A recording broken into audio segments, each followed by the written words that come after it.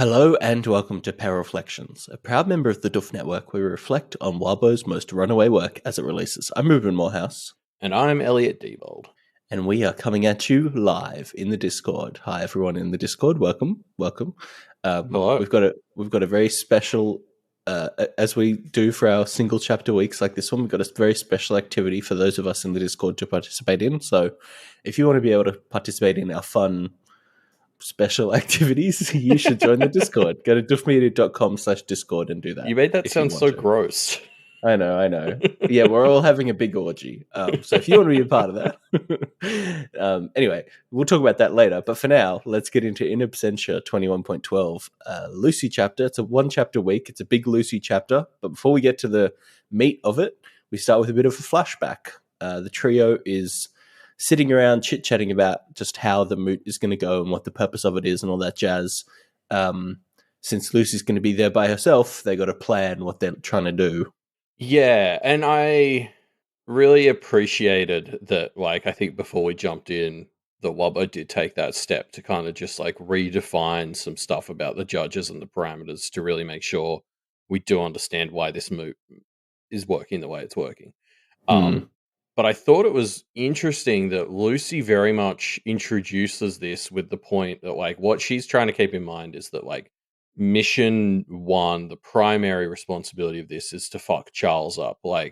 They talk about other things like how Lucy can ensure she isn't instantly, shut down and what the roles of the judges are. And there's, a lot of talk about how they can do it well. But, something Lucy brings up a few times is that, the core thing that she's trying to do here is they really do want to fuck Charles over. And I thought that was kind of fascinating because that strikes me as a growth, one of the examples of growth, because I don't think early story Lucy would have been okay potentially compromising or letting other people get away with bad shit as long as it fucks Charles over in that same way. Yeah, it's interesting. The fact that they're kind of ready for some points that they're not happy with to be made in the service of fucking with Charles. You're right. I kind of am unsure how to feel about it, right? I guess the whole point of them being in exile right now is that they're choosing to put everything aside in the purpose and pursuit of fucking Charles. So I guess that it tracks with their wider situation. But when you put it like that of how much they're focusing on that as the number one goal, you're right. I don't know. It's interesting. I feel a bit conflicted. Yeah, I mean, I think there's a pretty easy argument to be made that, if they have to cop a few compromises, for these 4-year terms or whatever, it's that sucks. But, also, if it helps them get rid of Charles, it's sort of a huge step forward overall. It's just sort of a little obstacle. And I guess I don't think the early story Lucy kind of would have been able to cope with that. And honestly, based on how it's going, I don't think she's going to need to worry too much. Yeah, I know, right? Holy fuck. But yeah, I did think it was a really interesting Lucy moment for her to be able to say, at the end of the day, I've got to make sure that what I'm fighting for is dicking Charles over, kind of primarily. We talked a lot about Verona wearing her Avery hat last week when she was sort of doing those rounds. And Megafire, on our Discord, pointed out that Avery raising an army was also her kind of doing her thing while wearing a bit of a Lucy hat. So people were sort of doing their thing, but sticking on the hats of the person who assigned them the job too. And so you can kind of see how this is a bit of an instance of Lucy wearing a Verona hat while she's getting ready to fight people, because she sort of is, keeping thinking about the fundamentals, the basics. She comes at them and she's thinking about the judges and how they work overall and using that to form her strategy. And that's a very Verona-y way to sort of approach this problem. But also, it's still very much Lucy under that Verona hat, because she's there to kick off and take names.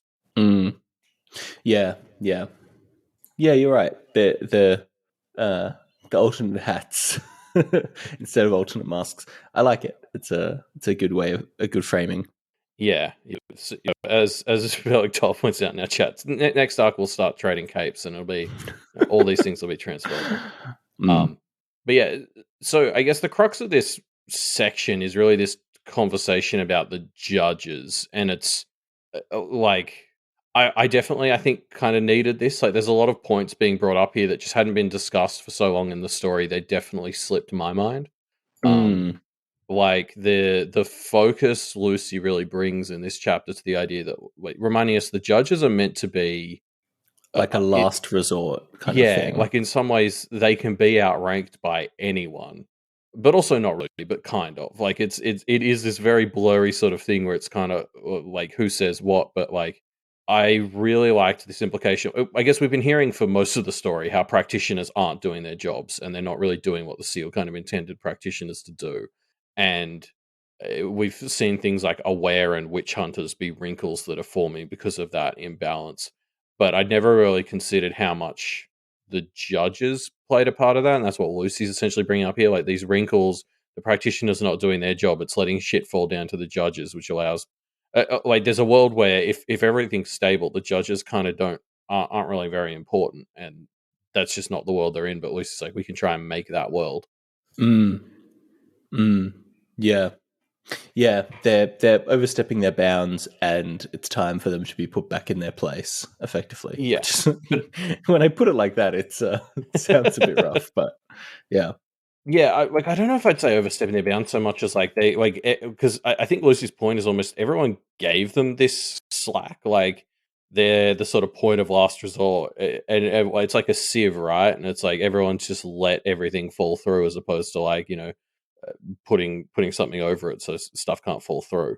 Um, so it's like you can rein them in just by doing everyone else doing the job, which is kind of actually the intent. If you think about it, it's just the judges have done a good job of distracting us from that being the way it's meant to be.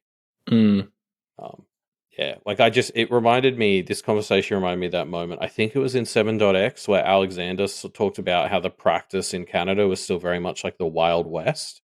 mm, Um, and that comes back to all that stuff about wrinkles and stuff we're talking about. But it's just like, yeah, it really Alexander just being like, yeah, it's like the Wild West out here really speaks to how much the practitioners did not recognize all these gaps they were leaving and all the powers they were unintentionally giving to the judges. mm, mm. Yeah, yeah. It's a good point. Yeah, it is a mirror of that conversation, I suppose. That I really love the way Lucy frames it later on in this chapter of like the Carmine is this representation that there's always a bigger fish, there's always a bigger predator, Yeah, and but like that the practitioners don't think that way anymore. They're too settled to even kind of worry about what that practically means, I guess. yeah, and it's why it feels like Lucy kind of inventing combat democracy Mm, later in this chapter feels like it should be a really big hit to Charles because mm. Lucy's just reframing it as like, well, now even the powerful should fear, the general population again. Yes. Which is sort of, yeah, just the obvious to a 21st century Western person way of that working. Like, yeah. Mm, yeah. Um, okay, quick shout out to that Garrick who comes in to interrupt them and keeps interrupting them to say that they're going to be interrupted. That's good stuff. She just doesn't take the hint like at all. And then they kind of have to be like, can you close the door on your way out? And she's like, wow, there's no need to be rude. It's very fun. Yeah. Um, I love I just love the Garricks as an institute. Like, I almost treat Jude and even like Cliff and Adoria and people a bit separately, but I love like the Garricks as just like this as a body because they're mm, just always a bit stupid. they are very fun. They're fun practitioners that you can feel good about, rather than practitioners that you can't feel good about because they're doing monster things. Yeah. Um, Anywho, we cut ahead to the moot, and the first order of business is how is this moot actually going to work? And before everyone has even arrived, Grayson and Musser are arguing for voting by status, I guess I would call it, right? Hmm. While Lucy argues for normal voting like normal people do. Yeah, basically. Mm, But before we get into that though, I got to call it. This section opens with like the first thing that happens is Lucy goes, "Miss Wint, you don't," and Anne interrupts her to say, "Mrs. Wint, I am married." And that's just so fucking funny because Anne's husband comes up a lot in Thunder Bay, and it's always in the context of everyone joking about how he sleeps around, and Anne saying, "I don't give a fuck about him." So like the way she just enters this moot and is like, "I have a husband, I'm married," and is like using it as some sort of status symbol. Now I'm just like, she's just such a dumb piece of shit. I love it. It's any opportunity to score a minor point through a correction like that, of course she will take. Yeah, and she's totally taking advantage of the fact that these people don't know, this only works because they don't know who she is. Like, she couldn't really call if she made this claim in Thunder Bay, it would get instantly drowned into like, the normal routine around how her husband sleeps around. Mm. So it's like she always gets away with this because she doesn't fucking matter here. Yeah, nobody cares enough Yeah. to argue with her. I just thought it was so funny that she's suddenly all high and mighty on her marriage after like every other argument in this story. She's been like, it doesn't matter. Yeah. Bringing that Thunder Bay energy to the fore. But yeah, I guess talking about the whole voting setup thing, I do think we'll probably got to talk about it for a bit because it's like it feels like it's a super important point that's tying back to stuff Pale's been doing with heavily from the outset. Like the Canneteers were presented by Miss at the start of the story as like a more democratic solution to practitioners, essentially, or more community focused. So I guess it's like you can see like Lucy's taking that energy and bringing it forward here, like the current way, because what Grayson and Musser are arguing for is essentially really just a formalized version of what already currently exists, which is those with the power kind of get to make calls that suit them, and Lucy is fighting for the system that Miss has kind of instilled in her and the Kenneteers, which is like, hey, what if we just let normal voting be a thing? Yeah, it's very cool. Kind of the movement from practitioner feudalism towards like democracy. But the thing that I really like about it is because of magic, these can be like much more pure expressions of what we want them to be, at least on their surface, right? Like democracy is just the question of in people's heads, who do they support? And there's no like you don't have to vote. There's no opportunity for voter suppression or gerrymandering or whatever. Like at least at this point, it's very much who do you support? They get power. It's just kind of I don't know. It's very cool in that way. I like it. It's that sort of thing where like the Otherverse has such potential to just be this like really smooth sailing utopia if everyone would just stop being cunts. Like this is the thing, like you can hold referendums just so easily. And like, whereas here in Australia it costs millions for us to hold referendums on the most basic shit. But it's almost free in the Otherverse, and like that's what Lucy's pushing for here. Although like as people like I see Megafire bringing it up in the chat, like I was going to mention it too.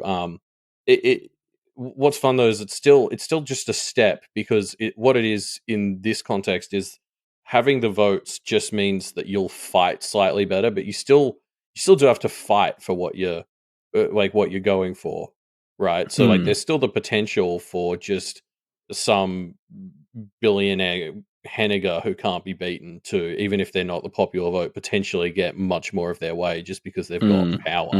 But it's that shift towards like helping empower the people who at least have the popular vote. Yeah. It's a fair point. I mean, it's not the be all and end all, but it does feel like it's so significant of a step. I really like it. Yeah, like I guess going back to Alexander's Wild West sort of analogy again. I guess what it feels like the practitioners haven't been accounting for is just they've moved over here and treated it like the Wild West and set up fiefdoms and gotten away with a ton of shit being the rich minority or whatever. Like in doing so, they have been bringing the seal with them, and the seal is kind of it was designed to allow for more things like this. Like, it's been twisted and that's not like what it is, but it's kind of like by bringing, I guess, their lawlessness with them, they have been bringing the seal, which then enables people like Lucy to try and twist it into something better, I guess. Like, I'm just thinking of like, it does remind me of stories you'd hear about early Australia when it was being colonized by the West. And it's sort of like people would get away with shit at first, but usually the people who would get rich doing dodgy shit in early Australia, they would want to solidify that power by building the institutions of law they were sort of familiar with, and those institutions would sort of inevitably like coalesce into what we're familiar with now, which is like much more of like a Westminster like classic legal system. Mm. And yes, I could kind of see the practitioners doing the same thing here. Mm. Yeah, I don't know. I just sorry, I was reading about this yesterday. The House of have you ever heard of like the House of Lords works in the UK? No, I don't think I know. I think Yeah, it's the kind of thing where I've just heard it and I think, all right, great. I'll one day know yeah, how that works. yeah. So I was looking this up because I was like thinking about how all the sorts of parallels, because I think we talked about it in the distant past. Like, there's parallels here to like Canada sort of freeing its or moving away from being a monarchy to something a bit more democratic, and obviously the Kennedys are leaning hard into that this arc. Um, but so like I think like Canada, Australia, and the US all have that two house system for their legislative branches, where you've got like the parliament, like the lower house, who are elected by groups of the population, and then you have like the Senate, which each represent like states and stuff. Mm-hmm.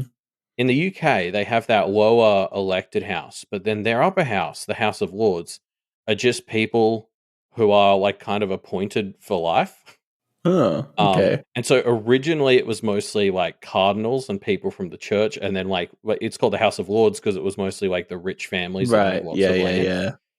And so there are all these systems for how you inherit like a role in the House of Lords. So like if a lord dies, it's like their son will inherit their position in the government What? like that. Um, this got removed, like that part of it got removed in 1999. Okay, pretty recently. Shockingly recently. So it's still kind of like appointments for life, but now it's like done by the government, and there's like kind of a not written in, but I don't know, just like practiced thing of like putting people in based on qualifications. So it's full of a lot of Mm. like people who have like there's a few scientists in there. There's people who are like Hmm. done good, like so basically people can like sort of earn their way in. It seems like there's actually a couple of like Olympic athletes in there, which yeah, sure. Well, I um mean, if they're meant to be there to represent a specific interest, I guess that makes sense. yeah, okay, so Beligtal's saying Canadian senators are also appointed, so that's fascinating, because like Huh. here we elect them fairly similarly to the lower house. Yeah. Like, because How this feels funny. like that feels like there's comparisons that you can draw here between that sort of House of Lords aesthetic and like what's sort of trying to what like Miss and the Kennedys are trying to have happen with the practitioners, where it's like, okay, Mm. like the House of Lords, this part of the legislative and executive branches, is kind of being run at the moment by a bunch of dynasties, so we're trying to move that away to like people who are kind of getting put there based on votes and stuff. And to some Olympic athletes instead. Yeah. Yeah, like Avery. Yeah. Yeah, exactly. That's very Uh, interesting. I didn't know that. Yeah, I just thought it was wild that it was like 1990. There was like a 1958 act that like minimized the amount of influence the church, or like how many seats the church had. And then it really wasn't until 1999 they completely got rid of like a lot of it's just inherited by rich dynasties and stuff. And I was like, It's so I was crazy. born then. Like, it's crazy. Yeah. Wow. Oh, England, what a funny place you are. Yeah. Okay. So yeah, people are posting stuff about the Senate in Canada, and it is a lot more like that House of Lords. It's Mm, crazy. So yeah, there's there you probably go. more parallels. Somebody who's actually good at political science and stuff could probably write something great talking about how that relates to Pale. Yeah. Yeah. So yeah, Lucy is kind of cornered into a duel, but manages to turn it into a 2v2. Musser and Grayson are up against Lucy, who recruits Anthem for her partner. And yeah, the stage is set for a duel. This is so fucking hype. Like, I Hmm. wish I had like MLB sounds to play right now. That's the feeling going into this. Is it's just like fucking. I've forgiven Anthem for all his murders. Like, Miss is For all just he's being done. Yeah. Miss is just being unfair about it. He's good now. Hmm. He's fixed. Problem Yeah. solved. Well, yeah, I mean, he does seem to be somewhat reformed, which is pretty great. He has that line, what is it, like, I mistook the feeling of triumph for that we were doing good, kind of so good stuff. But yeah, Wildboy joked this was step one towards the Anthem and Jasmine ship, and I am very on board for that. This is great. I didn't see that. I would have latched onto that. Like, yeah. It's happening, everyone. It was a joke, but now it's dead serious. It's confirmed. Anthem. Yeah. Yeah, I think. There's a bunch of stuff I want to talk about here, but I guess before we get into it, I do love the bit where like Lucy instinctively turns to Guillermo for this, but also in the back of her head, she is a lot like Guillermo already lost to Grayson, and I love right. I love how Guillermo is like, oh, is that like the sparkle I see in Anthem's eyes? And even Anthem's like, come on, man, you're clearly just trying to suggest that I'm making that sparkle. I just love Guillermo's fucking toxic masculinity. It's like he can't say he's not up for it. So, but like, so he manages to do that, but do it in a way where it's like, well, Anthem would probably love to do it. Yeah, I would love to, but I can't take it away from Anthem. Anthem seems like he's so keen. It's like, yeah, okay, whatever, mate. But yeah, even Anthem's like, yeah, sure, like, it just like the way Anthem was even helping Lucy right from the get go. Like, there's bits earlier in this where we didn't talk about it, but like, I love how he just gets Lucy so much now. He just starts whispering from like the other side of the place, knowing Lucy can hear him. Like, he's just like offering her advice right from the get go. She like starts talking to Grace, and he's like, "Don't do it. Don't like he's fucking good at this. Don't do it." And like knowing she can hear him, like, yeah, it's great. Yeah, it's good stuff. And then I love the moment as it's getting started where Lucy expresses the idea of maybe a 2v2 would make sense, and Charles is just kind of instantly like 2v2, let's do it, let's go, because it lets him drag Musser in, and Lucy like quickly realizes, oh, this is turned into a win-win for Charles, because either I win and fuck up the Mussers and the Hennigers, which he loves, or they win and power stays concentrated, which really serves Charles, and I don't know why Henniger and Musser are fighting for that. But like, it's the classic Pale thing of where we've got three sides to this fight, and the other sides are always trying to make the other two do all the fighting so that they can swoop in at the last minute. And like, Charles is just in the position to be that person this time. Yeah. The bit of, Grayson and Musser sucking up to Charles, it made me a little bit worried for a second, but then of course, Grayson and Musser is everything that Charles hates. So it is kind of this arrogance from their side to be like, yes, we're big and powerful, and so we have decided we'll let you be on our team, Charles. What do you think about that? And he's just like, fuck off. It's so good. I think Lucy phrased it perfectly, where she's like, man, if Charles had gone along with this, like, I wouldn't have been flabbergasted. But he is a big hypocrite, but he's not that big of a hypocrite. Yeah, luckily. Exactly. It was like, if I'd missed some data and it turns out he was willing to do that, it'd sort of be like, not the end of the world, but it was like, the betting money was on him telling Musser and Grayson to go fuck themselves, and he did. Yeah. I guess speaking of Grayson, like, as we're getting ready for the fight, Grayson has that great moment where he's trying to compliment Lucy, but he can't, like, he has to not actually compliment her. So he has that line where he sort of says, my impression is you three girls inherited a great deal of power when you decided to whore out your services for the others of this nothing town. And there was just like a few lines like that. And I was like, I love when a baddie just lets me hate them. Yeah. We're going into this fight and I'm like, Lucy's going to do all sorts of awful things to you, and I'm not going to feel bad at all. And I love that. Like, thank you, Grace, for giving me the opportunity to revel in the bad things that are about to happen to you. Yes. I also really like there's a moment for Raquel to give Lucy some little bits of goss, as well as effectively giving her permission to beat the shit out of Musser Sr., which is fun. Yeah, Lucy's like, do we hate this guy? And Raquel's like, oh, absolutely. Oh, hell yeah. Hell yeah, we do. Yeah. It's good stuff. So yeah, the duel begins and it rules. Lucy and Anthem are on the back foot for a bit, but eventually Lucy is given just one opportunity and uses it to completely dominate everybody and win. Yeah, there are times, especially following along with Pale in comparison, where I sometimes go, man, Pact really owned action scenes. Like, it had so many, and there was such diversity, and they're really cool. And then, like, because Pale has more to it, sometimes I just forget how fucking good Pale is at it too. And then you get ones like this, and I'm just like, holy shit, like, this was so good. Like, Yeah. it just blew me the fuck away.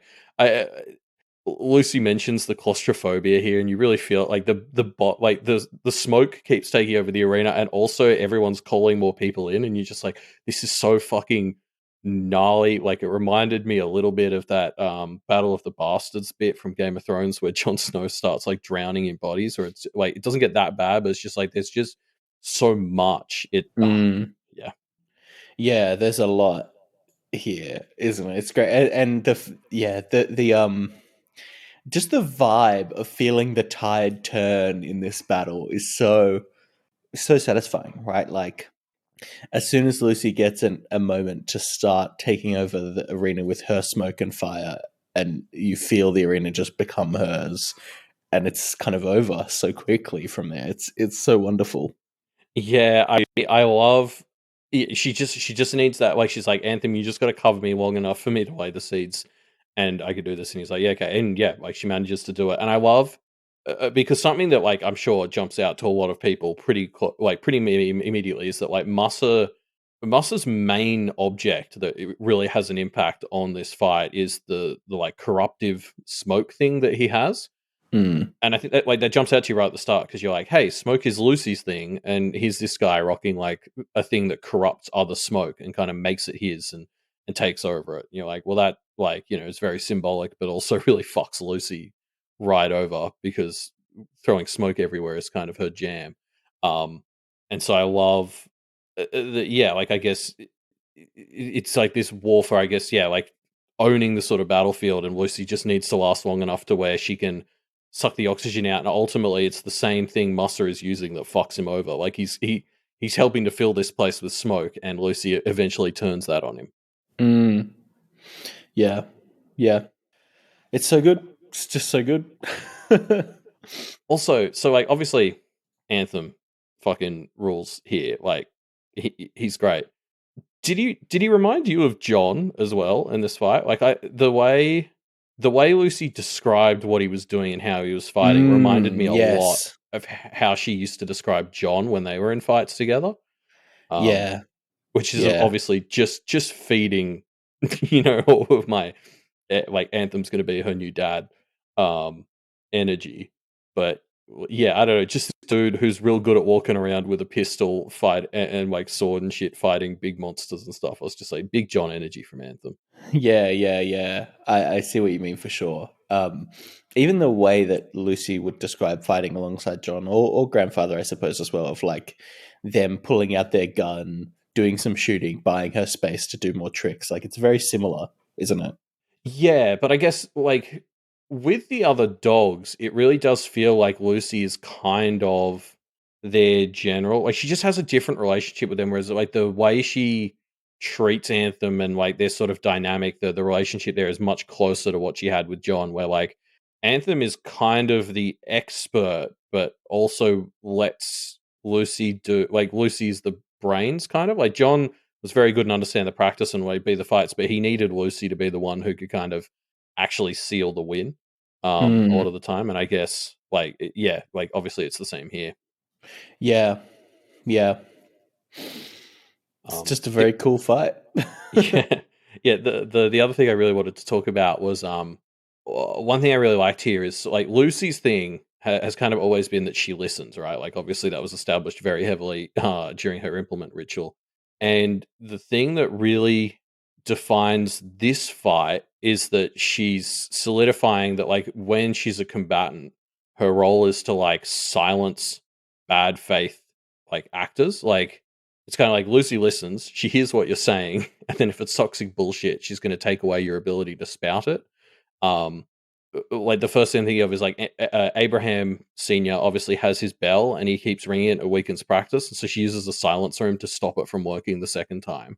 Um, But I feel like the core of this thought was like Grayson, because like Grayson and the Hennigers, literally their power is they keep screaming, and that means you can't shut them up and beat them. Like they're like the worst form of toxic discourse because they just keep yelling and keep fighting, and then they win because they just won't go down.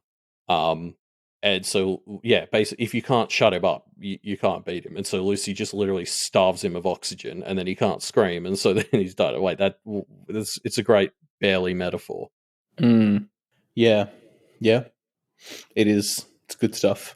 There's a great Rid Tom in chat called out Grayson does nothing new, just what his family does when they kept getting their asses kicked, and I just love that. Yeah, but yeah, I mean, he does do it better. I think that's the thing, because I think a lot of them we've seen them fall down pretty quickly after, Yes. like they kind of they scream for a bit and then they get tired. Whereas like Grayson seems to Oh be yeah. defined because He he doesn't he go down. he does it better for sure, but it's just like the Yeah, same thing, you know? Yeah. Whereas Lucy's pulling out this thing that is like a new twist on what she's done before. I don't know. It's very interesting. yeah, or yeah, and I don't know. I guess just like Grayson is here, he's the face of this movement for like, votes should be based on how like rich and powerful you are. Mm. And so he's spouting bullshit outside the duel, and then in the duel he's also spouting bullshit, and Lucy sort of uses her ability to suck the oxygen out of the room so he can't spout his bullshit in either place. Mm. Mm. Yeah. Um, that said, he does break the pointy bit off of the weapon ring, Yeah. which is devastating. Like I've grown attached to that thing. We've been following its adventures for two and a half years now. Yeah. Like, and it's on But her list of like John bits. Like yes. When Lucy has the fox that is her, it's the one that has Yorda's stuff and the weapon ring, and it was like the Mm. first thing John gave her. Like, yeah, that shit better be fixable. Yeah. It's is it yeah, is it like how broken is it, do you think? Hopefully not that broke. Like, I don't know. It'd be cool if there was like some new thing, like if it's not fixable, but it's like I don't know, the weapons come out broke. I mean, who'd want a broken sword though? You can do anything useful with a broken sword, I guess. Yeah, I suppose. Yeah, a broken sword would never be useful to anybody, would it? No. There's no way you could make that work. Yeah. Um, but yeah, so Lucy claims the battlefield and wins the duel.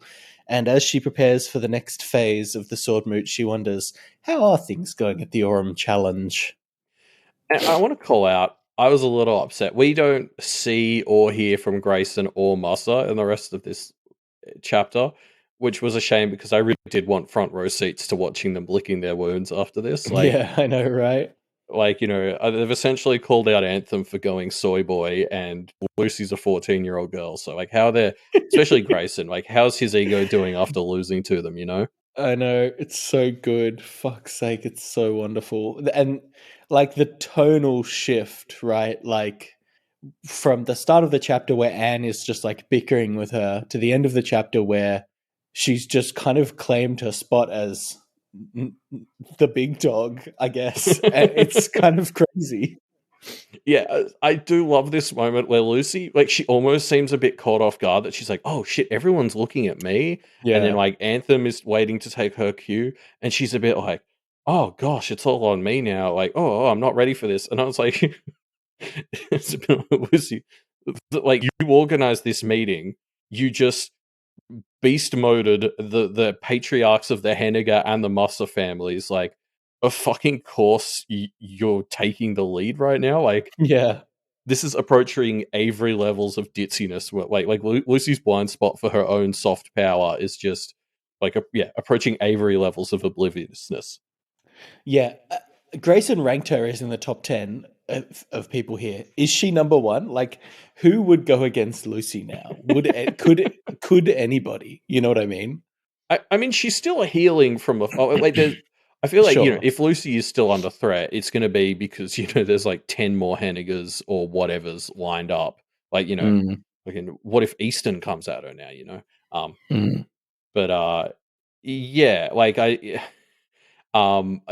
it feels like she's pretty firmly established here that like if you want to beat her, it's going to have to be through like 20 people doing it. Like individually, she should be fine. Yeah. Because it feels like it's got to be all downhill from here. Like beating Musser and the main Henniger. Yeah. That like that's They the were the top big tier, dogs, right? Yeah. Yeah. Yeah, other than Easton Sonjite, of course. Oh, I'd love to see Easton have a crack. It just, that's the classic self coup. Yeah. Sorry, Walbo's bringing up that like Lucy's thing isn't obliviousness. Like it's about who Lucy is, and like I do get that. Like Lucy's whole thing is kind of like she hates a lot of the way that soft power works, and she doesn't think like kind of her whole thing is she's trying to make people stop working like that. So I get it, but it is just funny that it's funny when she doesn't see it. Yeah. Sorry, I did want to shout out Megafire's essay that was on the Parahuman subreddit yesterday for us here at least. It went into a lot of cool details on like the coup and claim and like how that was all shifting in this duel. Because something we haven't talked about enough is like Grayson and Lucy set up that their rules will apply based on how the duel is going because they're fighting for like how the rules should work for karma. So like as one of them starts winning, the other person or their rule starts to take more of an effect. And Megafire did a really cool job kind of talking about the context of that, why people are into it, or what each person is getting out of it and like how it sort of worked through the fight. And that was great. I'll try to link it in the Reddit thread if I remember. Yeah, link it in the thread, which you can find linked in the show notes down below. Just saying. Also, this is like a minor thing, just like a parallel. I don't really have like any message to draw from it, but like we talked about Lucy wearing her Verona hat here, and something that gets called out is obviously like Lucy did kind of do a bit of a dick move on Anthem by partially suffocating and burning him. Like he's cool with it. Like, yeah, it was all in service of the the mission. He gets it. I'm not saying like America seemed a bit upset, but he seemingly shut that down. That's fine. But it did remind me of the time Verona kind of did the same thing to Matt in the hospital in the Undercity. I think it was like in arc 15 or 14, where Verona had her anti-air runes and she was like drop it, or maybe bottles. Yeah, it was bottles, like of alchemy stuff. But she would like suck all the air out, and she kind of didn't tell Matt that that's what she was going to do, and it was a bit of like a dick move. And so I just thought it was interesting that there's a bit of a parallel there, but Lucy's seems to have gone better. Yeah. It's a good connection to draw out. Lucy's pulled a Verona move, but done it just, a bit better. Yeah. She's more, I think her and Anthem, she talks a lot in this fight about how she's like signaling with her body, like what she's doing to help her teammates get it and all that sort of stuff, which is just like, one of those really cool details. Like, I'm unsure how Wildbow tracks all this shit as he's riding. Yeah. So yeah, I mean, the moot's going pretty well. It seems like we're going to be cutting across to the Aurum contest next. Yeah, the way this chapter ends is it's basically Lucy thinking, well, this is going pretty well. I hope they're doing all right in the Aurum contest, which just feels like a cutaway to all hell breaking loose at the Aurum contest, right? Like I thought the Aurum contest was probably going to be the easier one coming into this, but the way this chapter ends makes me think that's probably not going to be the case now. Yeah. Just so much good shit going on at the moment, you can't. There's too much of it. Well, the thing Lucy calls out in this like chapter is like Charles doesn't seem as bothered as we'd expect, and like the Aurum challenge was presumably the part of this he could have prepared for. Like I still would expect he's got moves of his own that are outside of that, but like it wasn't a huge. It wouldn't be a huge logical leap for him to be like, well, they're going to go after the other judges next. So the Aurum challenge feels like something he should be prepared for. So now I'm thinking maybe we'll see like some of the other negatives or Marisica showing up to that. So maybe that maybe the Aurum won't be the challenge in the Aurum challenge. Like maybe it'll actually be dealing with whatever Charles has sent there. Yeah, maybe. hard to predict. I've given up on predicting how these things are going to go. Yeah, that's. I guess I'm partially just thinking from like a meta perspective. Wildbow doesn't like to repeat stuff. Like it's a thing where when we're cycling through 3 judges, each one is going to feel very different. Like that's just the way these stories always tend to work. So it's like there will be something about the Aurum challenge that makes it feel very distinct from the Alabaster one, and I guess outside interference being a key part would fit that bill. Another thought I actually had that I wanted to bring up um, was like I was thinking about Gillette because of the meme we posted on Twitter today, Mm-hmm. and I was thinking, I wonder how okay, so because Gillette was like made to kind of replace Verona, Yeah. and now she kind of is like she's presumably been Civi Verona for like a long time now. And so I get like Yeah. there's so much that we need to see coming back into Kennet and what's gone down there and like how bad it is. But I'm actually really excited on the side to see like To see how how Gillette Gillette's is doing. gone. Yeah, like because part of it was like she's volunteered to do like some of the Brett facing time in the past because it's like she's a little bit better at handing it than Verona original. Mm. But I imagine, like, what's it been? Apparently 2 to 3 days, according to chat. It's like, how does 2 to 3 days of being Brett facing, like, how quickly has she been worn down? Yeah. Yeah. It's a good question. Well, hopefully we'll get a chance to see how she's done soon. Yeah. But that's the end of our chapter for this week. So next up on our little agenda here, Elliot, it's time to dive into some predictions / comments that have been left by the community. And this is maybe not normally what we would do for these predictions, but I want to pull out Lapsed Classicist's prediction. I'm just going to read it verbatim. At the moot, Lucy will have an assist against people she can't beat on her own by Anthem, especially against Grayson, who is the bad War Mage dad to Anthem's good War Mage dad. And this was about a week and a half ago, so I just kind of want to call it out, being like, hey, Lapsed, well done. Nailed it. Well played. Yeah, it's not often we get to call out a prediction that's just already become exactly right. Immediately correct, yeah. It's very good. Yeah, and then I've brought a Reddit comment from Jamadric. Mm-hmm. So this was just like in the Reddit thread for the chapter. And they called out a moment that we didn't bring up in our notes, which is that bit where Anthem opens the fight by shooting Grayson in like all the chakra points from the self and soul, kind of ending in the woohoo. And it's the 7th shot from a 6-shot gun because that's one of Anthem's magic gun abilities. And it's just like, it's just well, G Magic describes it as talk about a way to say to the spirits, no, seriously, I really killed this guy in all the ways you can kill a guy. Like just shooting all the bits of his chakras, ending in his dick, especially after their homoerotic conversation going into it. Like, Yeah. I did really enjoy the imagery from that, and we almost missed calling it out. So I was glad this Reddit comment was there. Yeah, it's good stuff. Very good. Yeah, great stuff. So thanks everyone for contributing. If you want to leave your comments in the Reddit thread, or you can also find our Pale Predictor sheet if you want to leave us some predictions about what you think is going to happen next in the story.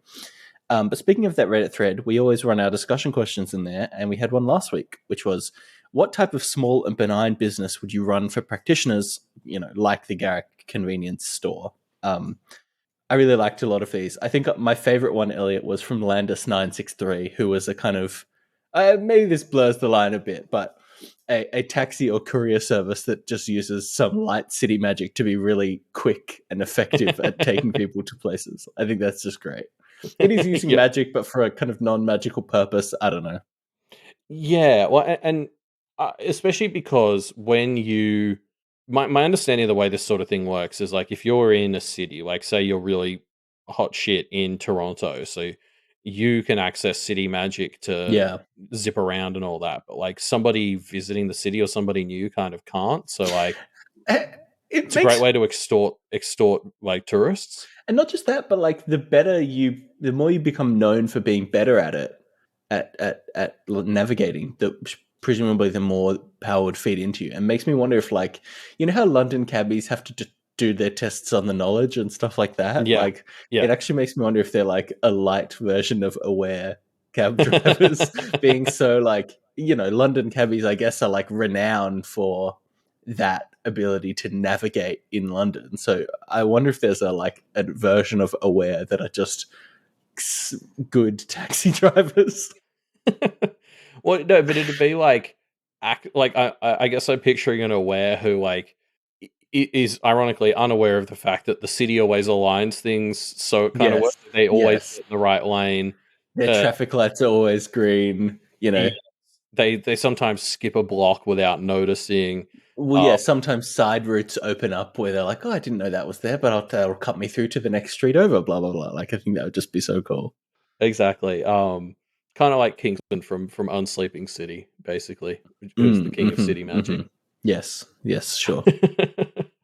I really liked Beard of Valor's answer, which was this like essentially the immaterial version of the Garrick's thing. So like selling immaterial sustenance. So there was like talk of different zones. There might be like zones that act as kind of hallows. There'd be like a fire for you to get like warmth, like that sort of thing. And it basically it really gave me Dark Souls vibes of like the peaceful parts of Dark Souls. Like, you know how all the shops are really just on the side of the road and it's like a dude standing next to fire and you can kind of talk to them. They have all this really weird esoteric stuff. Like that's what I was viewing. Like Beard of Valor is like, it's like a garden next to like a very small little chapel, and it's divided up into zones where you can get all these sorts of immaterial sustenance. I really enjoyed the imagery of picturing it.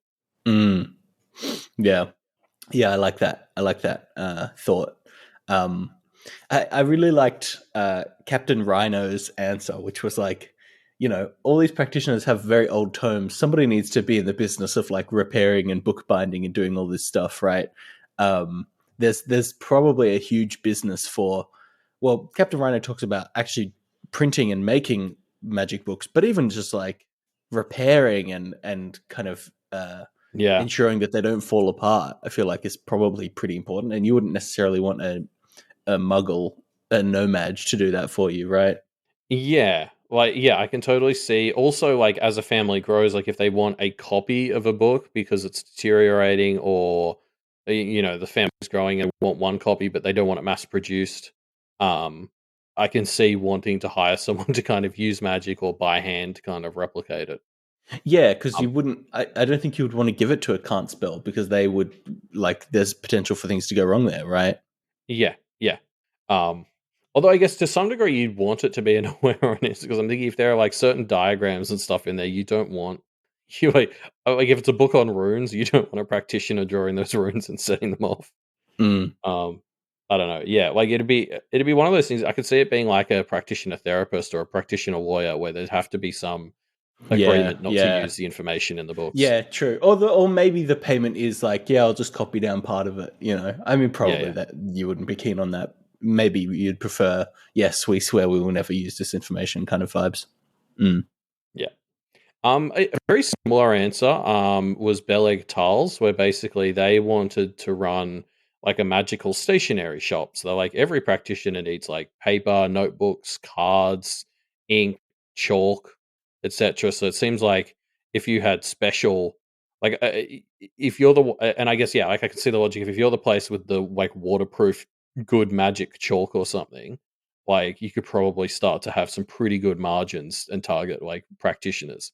Like I don't know, like especially like there's got to be a whole lot of stationery that like practitioners would be interested in that normal innocent people wouldn't, like fucking old as shit scrolls that you can write on, or like binders made from human skin, extra durable rune paper. Like maybe you can get like your rune decks laminated there, and they have like a special laminator which doesn't set the runes off or something.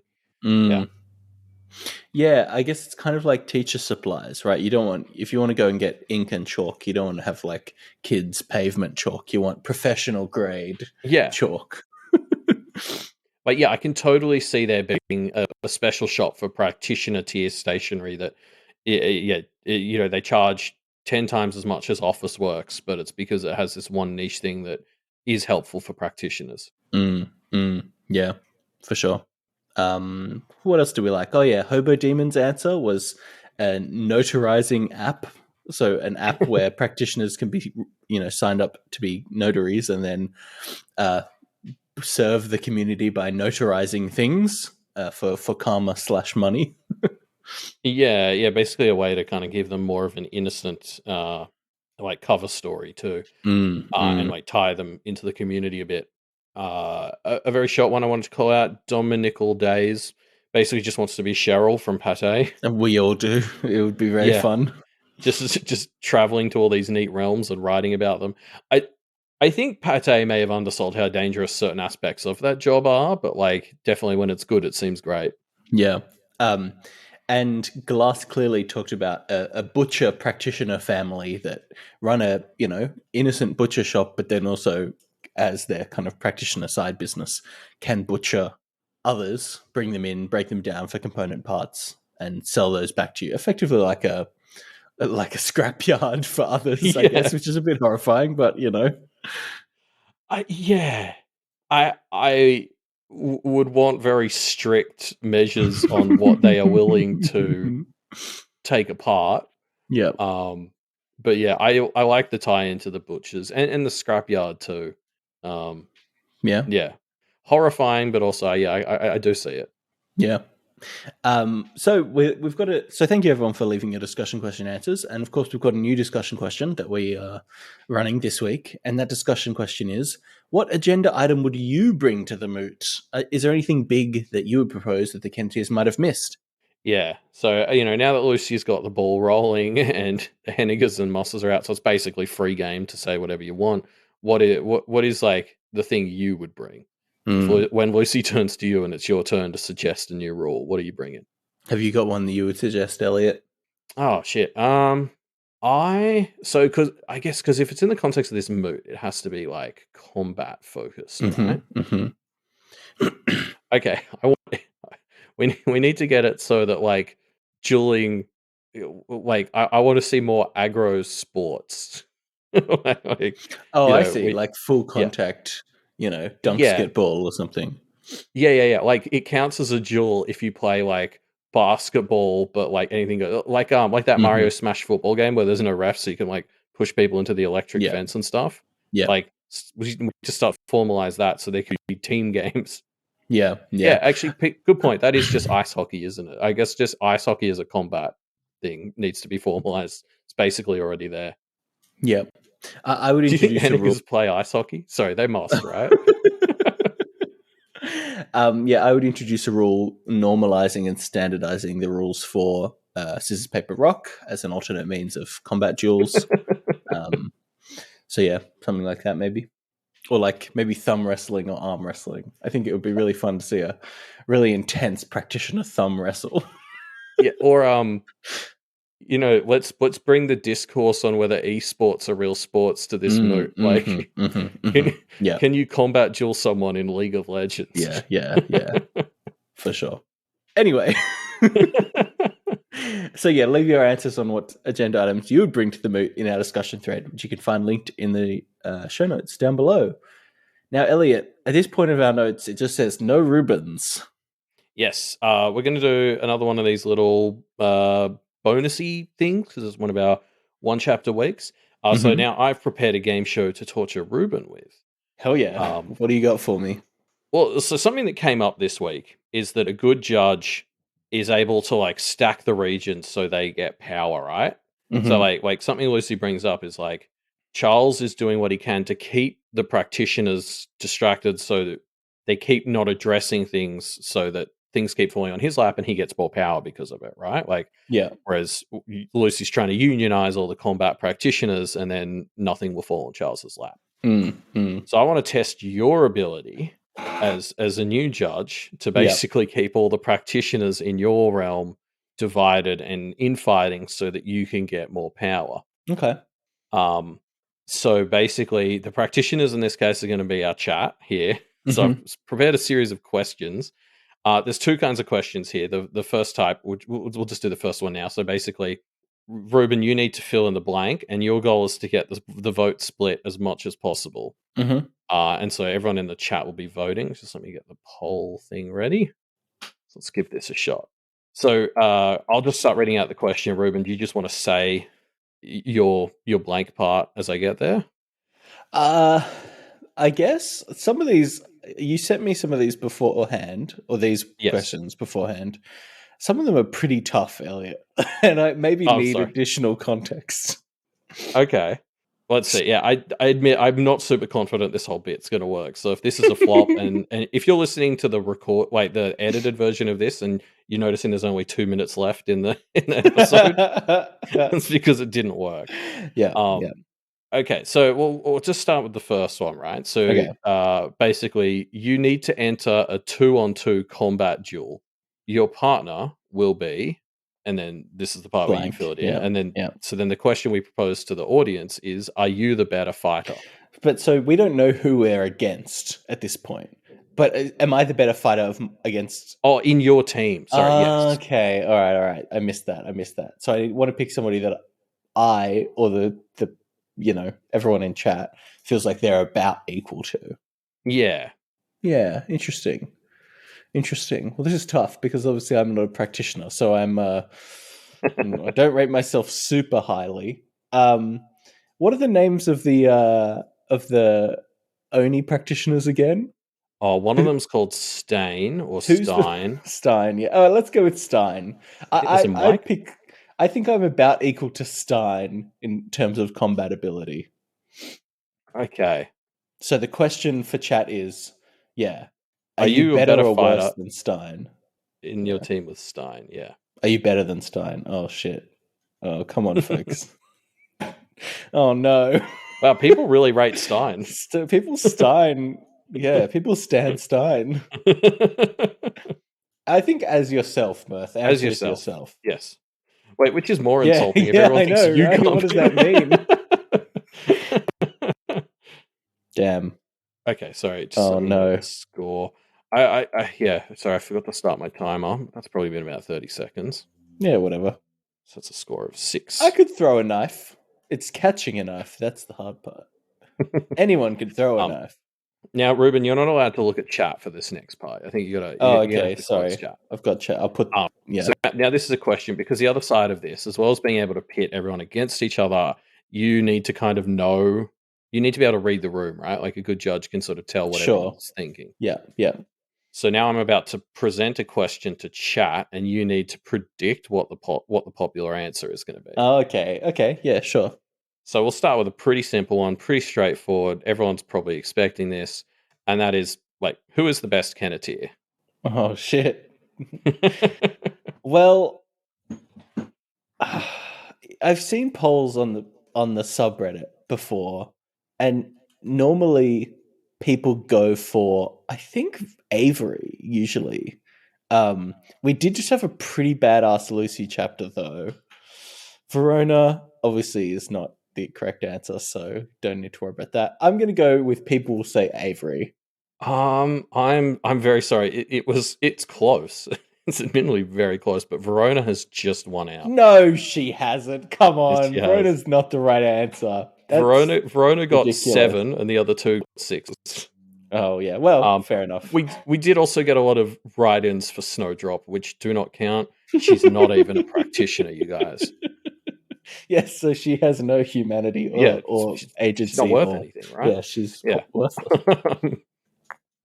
Okay, so moving back to one of the questions where it's your job to split the room, Ruben. That is the name of the game that I stole these from.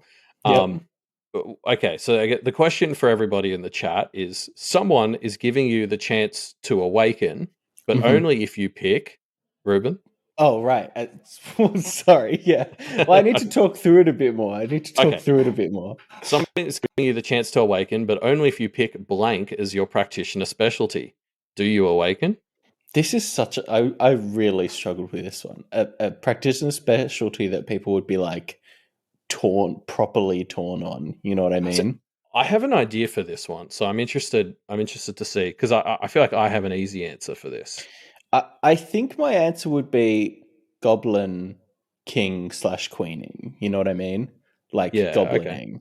Feels like some people would be into it, some people wouldn't, and that would be about 50-50.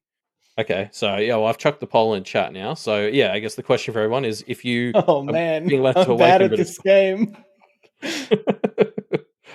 But people, that's the problem is as well. Like, I reckon it's 50-50 on people would even pick Awakening in general. So maybe I should have picked one that was really good. well, I was thinking finding would have been my answer for this one Interesting. because finding's fucking terrifying. Like I think it sounds very fun, so I think a lot of people are going to say yes because they're like finding's great, Avery's lovely, Yeah, I but then should you have just really picked think about it. I think I should have just picked a really good because I think a lot of people wouldn't awaken regardless. You know. Yeah, yeah, yeah. Mm. No, I see the logic there. Anyway, that was a real whiff, even worse than my last one. Yeah, sorry, that didn't go well. Okay, we're going back to you've got to predict chat's answer. I'm going to Yeah. keep alternating like this. So I'll go off the spin off of the previous question and to satisfy all these write-in people. This next question is who is the best Kenneteer familiar candidate? So like the options being Snowdrop, John, and Gillette. Snowdrop, John, and Gillette. Well, Gillette's last, obviously. um, I would pick John, but I fear that Snowdrop is just too popular. So I think people will think Snowdrop, even though John is probably the answer that I think is correct. Yeah, in a fucking landslide. Snowdrop got it. Yeah. Yeah. I'm not even gonna wait for the timer to finish on this one. There's no coming back from But I'm this gonna one. check how did it go. Oh yeah, wow, Snowdrop's definitely there. And people are ranking John last. This is crazy. I mean, he's I dead. I just suppose well, yeah, not that's much obviously a use as a drawback. familiar when you're dead. But still, come on, everyone, come on. I feel like this is Okay. revealing that I'm actually not that. I wouldn't be a good judge. I mean, I got unmade the last time we did something Yeah, like this. So. true. um. Okay, so the next question. So good news, everyone. You've been searching for a while for a familiar, and Mm-hmm. now blank has offered to become your familiar. Do you accept their offer? Mm. This is an interesting one. So the prerequisite to this one is you're already a practitioner, so no, Yes. canceling out being a practitioner, but you're making a decision. You're looking for a familiar already, and somebody has offered, and we want it to be 50-50 on whether you accept that offer, right? Yeah. So as the audience in this scenario, you have to keep in mind that you are theoretically already a practitioner and you are already looking for a familiar. You've Yeah. been hitting up, trying to come up with a pun on Tinder and other and failing miserably, but You you could get do it. it. Yeah. I'm gonna go. So I don't want somebody who's too much of a fan favorite because then they'll get too many yeses. But I also don't want somebody who's like useless because then they'll get too many Yeah. nos. Or like too horrible. I'm gonna go Killwagon. I think Killwagon Okay. is an intermediate between he would be useful. He's a bit rough, so some people will say no, but he's probably also kind of cool, so some people will say yes. Yeah. Okay. I like that. So yeah, I've chucked the poll in, and I guess do people take Killwagon as a familiar? Mm. Just sorry. The chat has also suggested Binder / like Binder as the Tinder Oh, Binder. familiar I thing. like that. I like that. It's just pretty funny. Works Damn. better on text than it does out loud. Yeah, it's great. Yeah. I'm doing better than previously, but I'm Yeah, still not great. I like honestly. I'm going to give you some bonus points for this one because I think that's very close for how many votes that because this one got like twice as many votes as the last one, which I don't know how that works, but Mm, yeah, I like Killwagon as a pick. mm, mm. Yeah, he is a boogeyman, which is a bit rough, but he seems kind of chill, so hey, whatever. Um, okay, so now again, Ruben, you have to predict chat's answers to this one. This one's Mm-hmm. probably the stupidest, but also the hardest for you. So we'll just rip that band-aid off, get this one done. Okay. So this question is: which member of the original Blue Heron killing squad is the most bangable? The Blue Heron Killing Squad. Yeah, Sorry. so that's Bristow, Bristow's aware? Alexander. Oh, I No, see. I see. people I who see. killed the Blue Heron. The most bangable. Yeah, Bristow, Alexander, Ray, Durasher, Musser, Louisa Crow, and Charles. It's either Alexander or Durachet.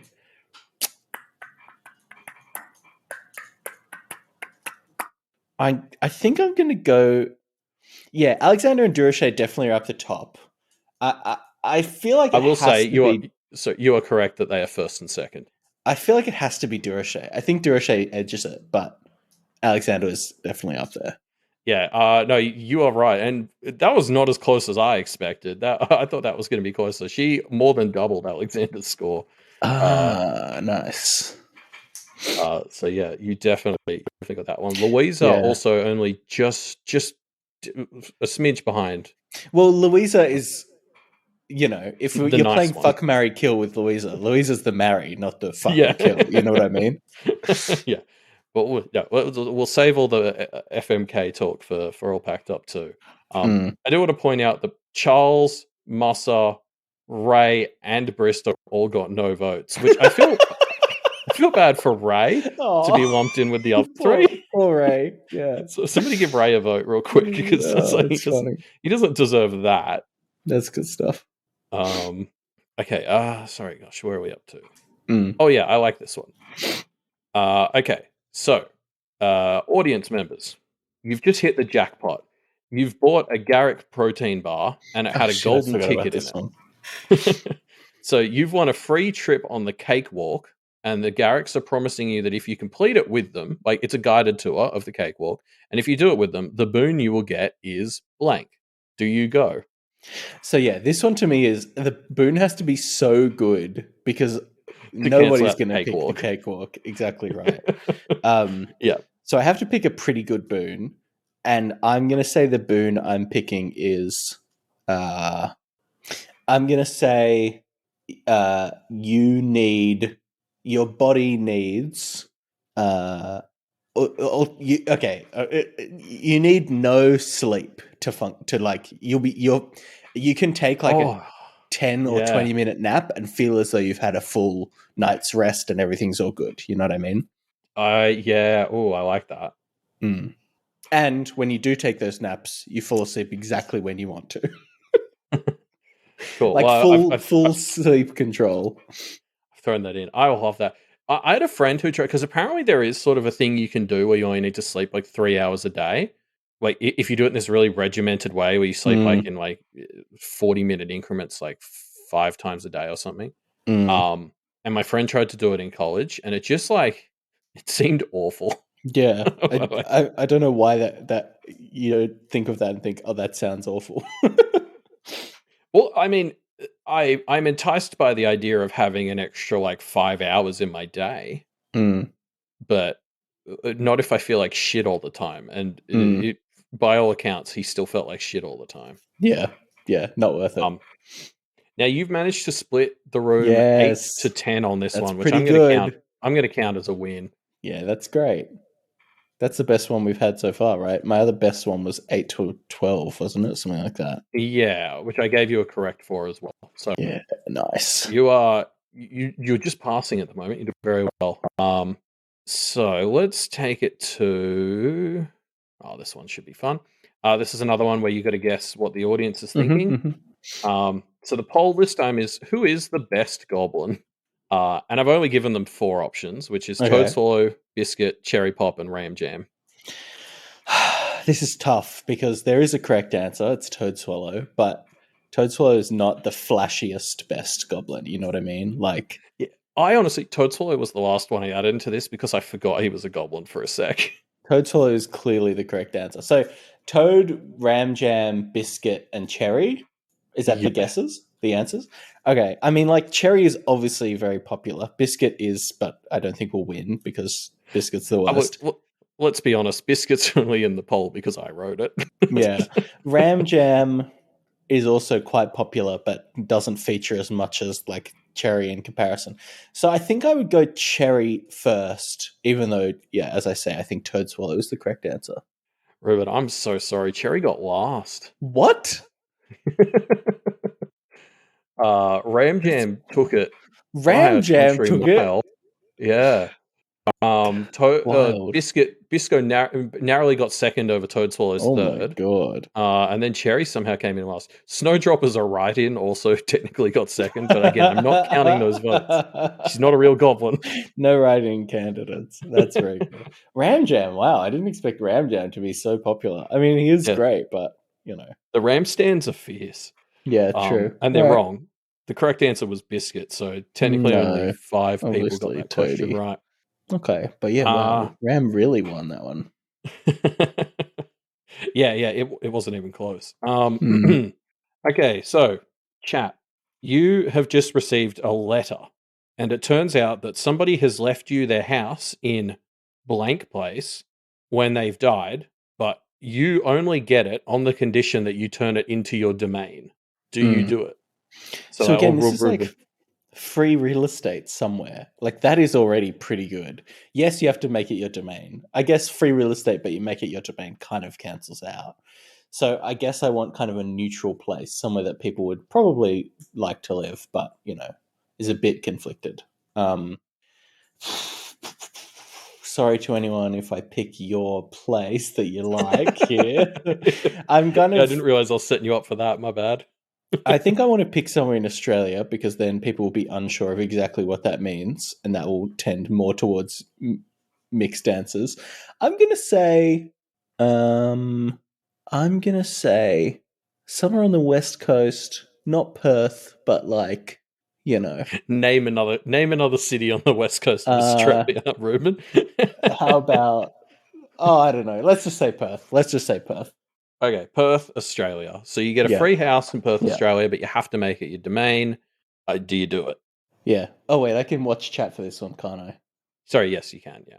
Damn, I thought people would... Oh, no, yeah, you have to make it your domain, yeah. Yes, it has to be a domain. Housing prices in Perth, that's a whole lot to deal with, Beluga. It's been... Well, if you look up data from 2 years ago, it's going to be very different to right now. That place has gone through the ringer. I'm doing okay here, I think. Yeah, I'm going to give you the win on that one. Because especially, I think there's a huge bias towards domains being really fucking cool. So I was surprised. I would have gone somewhere a bit more negative. No, but like somewhere less stable. I don't know. Having to have it as your domain, I think people don't want to be locked down like that. That's fair, especially when you haven't really seen the place yet. Yeah, yeah. Okay, cool. So this is one where you can't read the chat, Ruben. So, and this is a question for the chat. Which major realm has the coolest others? Out of the Abyss, the Fairy, the Warrens, and the Ruins. The Abyss, the Fairy, the Warrens, and the Ruins. Oh, it's definitely not the Ruins. What's the coolest others? Can we? Are we getting any more definition on that? Nope. Okay. Abyss. I will say, Fairy includes like the Fairy realms. My understanding includes Fairy with a Y. Same as the Warrens is goblins plus things like fleshmonglers and stuff. Like like there's a broadness. It's not just like that's not just asking about fairy and goblins. There's all the options. Coolest. I mean, I would probably say the correct answer is the coolest in the kind of traditional sense of stuff that's cool is maybe the Abyss, like the coolest to read about for sure. Coolest in the sense of which would I actually want to be around the most probably is the goblins, so the Warrens. Definitely the Fairy. I'm going to say, I just know it's not the Ruins. The Ruins are in no means a cool place. I guess I'll go, I think people will probably pick the Warrens if you have to pick one of those four. Oh, I'm so sorry, Ruben. I thought you had it for a sec there. Is it the Abyss? It's actually a tie between the Abyss and the Fairy. The Fairy? Nobody wants to spend time around the Fae. What are you talking about? I mean, well, if you get around the fairies, though, that could be fun. Sure. Yeah. Okay. All right. Wow. I think fairy are also cool, even if you don't want to spend time with them. That's fair. That's fair. Like your favorite character in a sitcom, you know? It's like, I'd hate you in real life, but you're fun to watch. Okay. Okay, cool. So we're down to the final question each category now. Mm-hmm. So this is the final one where you're supplying something to split the room.